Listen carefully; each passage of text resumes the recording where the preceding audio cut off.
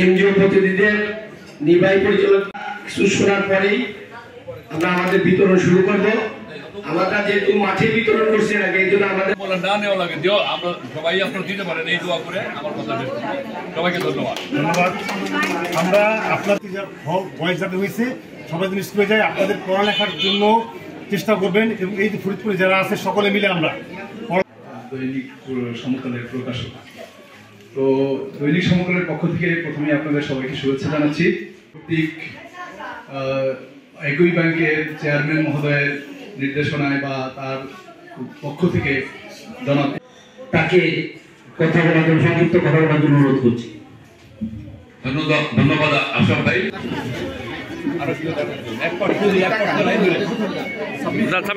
বাবা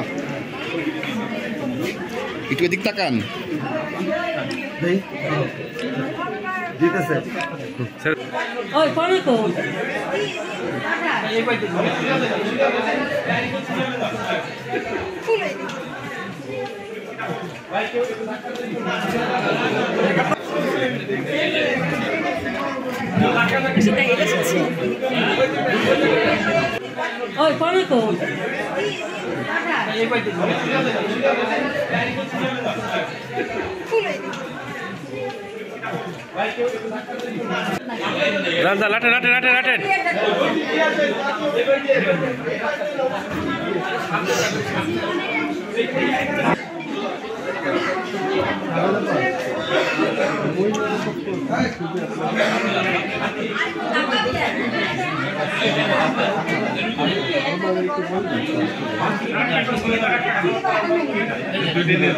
আমরা আপনাদের পাশে আছি।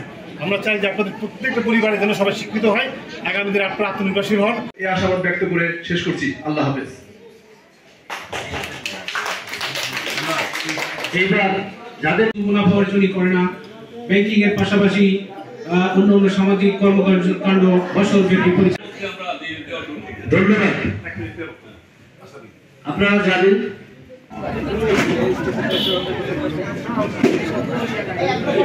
আপনাদের মাঝে শীতবস্ত্র নিয়ে এসেছি জনাব এ কে আজাদ শাহজালাল ব্যাংকের চেয়ারম্যান মহোদয়ের পক্ষ থেকে। আমরা অন্যান্য বছর বিভিন্নভাবে ব্যক্তিগতভাবে এই কম্বল বিতরণ করছিলাম।